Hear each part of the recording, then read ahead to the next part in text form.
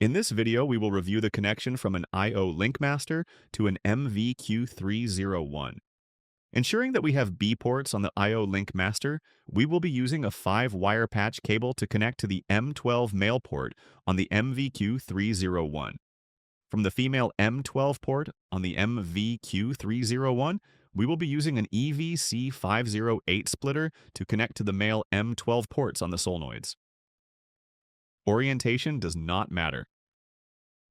As always, you can check out our website for helpful information on any of our products, or contact us at info.us, at ifm.com, or call into 1-800-441-8246 to speak with somebody who can assist you.